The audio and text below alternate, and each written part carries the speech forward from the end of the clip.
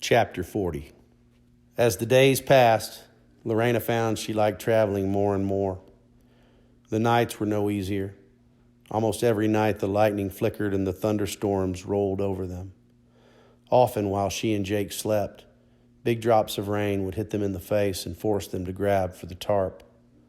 Soon the blankets seemed permanently damp, causing Jake to grumble and complain. But the tarp was hot and stiff, and he himself never thought to keep it handy. She would have to stumble around and arrange it in the dark while Jake cussed the weather. But no matter how uncomfortable the nights, the sky usually cleared in the morning. She liked to sit on the blankets and feel the sun getting warmer. She watched her arms getting slowly tanned and felt that a life of travel was what she was meant for. Her mare had gotten used to the travel too, and no longer looked back toward Lonesome Dove. Lorena might love the traveling, but it was clear that Jake didn't. More and more he was inclined to sulk. The fact that she had refused to go into San Antonio festered like the thorn he had had in his hand. Every day he brought it up, but she had said all she had intended to say on the subject and just shook her head.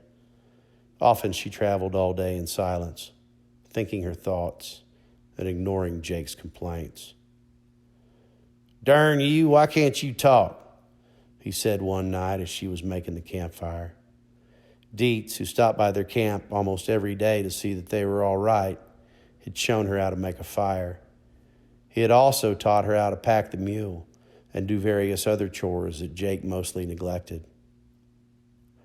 "I can talk," Lorena said.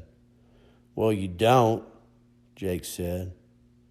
"I never seen a woman keep so quiet." He spoke hotly. Indeed, had been angry at her most of the trip. He was spoiling for a battle of some kind, but Lorena didn't want to battle. She had nothing against Jake, but she didn't feel that she had to jump every time he whistled, which seemed to be what he expected. Jake was very fussy, complaining about the way she cooked the bacon or laid out the blankets. She ignored him. If he didn't like the way she did things, he was free to do them different. But he never did them different. He just fussed at her. "We could be sleeping in a fine hotel tonight. San Antonio ain't but an hour's ride." "Go sleep in one, if you want to," Lorena said. "I'll stay in camp." "I guess you do wish I'd leave," Jake said.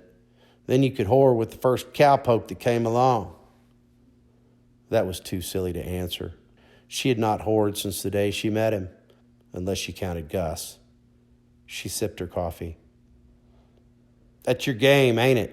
Jake said, his eyes hot. "No," Lorena said. "Well, you're a goddamn liar then," Jake said. "Once a whore, always a whore. I won't stand for it. Next time, I'll take a rope to you."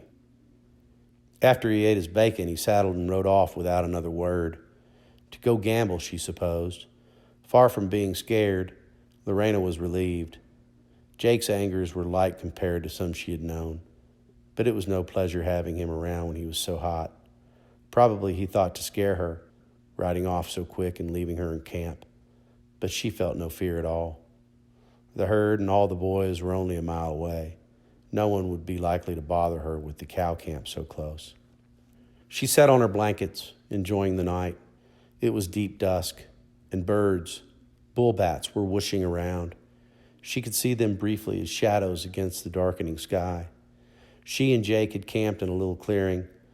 While she was sipping her coffee, a possum walked within 10 feet of her, stopped a moment to look at her stupidly, and walked on.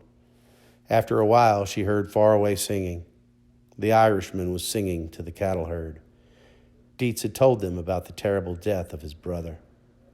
Before she could get to sleep, a horse came racing toward the camp. It was only Jake, running in the hope of scaring her. He raced right into camp, which was irritating because it raised dust that settled in the blankets. He had ridden into town and bought whiskey, and then had rushed back, thinking to catch her with Gus or one of the cowhands. He was jealous every hour of the day. He yanked his saddle off the horse and passed her the whiskey bottle, which was already half empty. "I don't want none," she said. "I guess there's nothing I could ask that you'd do," Jake said. "I wish that darned Gus would show up. At least we'd have a card game." Lorena lay back on her blanket and didn't answer. Anything she said would only make him worse. Watching her lie there, calm and silent, Jake felt hopeless and took another long drink from the whiskey bottle. He considered himself a smart man, and yet he had got himself in a position that would have embarrassed a fool. He had no business traveling north with a woman like Lori, who had her own mind and wouldn't obey the simplest order unless it happened to suit her. The more he drank, the sorrier he felt for himself. He wished he had just told Lori no and left her to sweat it out in Lonesome Dove. Then at least he could be in camp with the men, where there were card games to be had, not to mention protection. Despite himself, he could not stop worrying about July Johnson. Then he remembered Elmira, whom he had sported with a few times in Kansas. What a trick on July to have married a whore and not know it. He offered Lorena the bottle again, but she just lay there. "Why don't you drink?" Jake asked. "Are you too good to get drunk?" "I don't want to," she said. "You'll be drunk enough for both of us." "By God, I'll guess I'll find out if there's anything you'll still do," Jake said, yanking open his pants and rolling onto her. Lorena let him, thinking it might put him in a better humor. She watched the stars, but when Jake finished and reached for his bottle again, he seemed no happier. She reached for the bottle and took one swallow. Her throat was dry. Jake wasn't angry anymore, but he looked sad. "Lie down and sleep," Lorena said. "You don't rest enough." Jake was thinking that Austin was only 2 days away. Maybe he could take Lorena to Austin and sneak off and leave her. Once he rejoined the boys, there would be little she could do about it. After all, she would be safer there than she would be on the trail. Beautiful as she would do well in Austin. Yet she was uncommonly beautiful. It had always been his trouble. He liked the beauties. It gave her a power he didn't appreciate. Otherwise, he would never have been talked into a trip that was little more than absurd. He was slowed to the pace of Call's cowherd and tied to a woman who attracted every man she saw.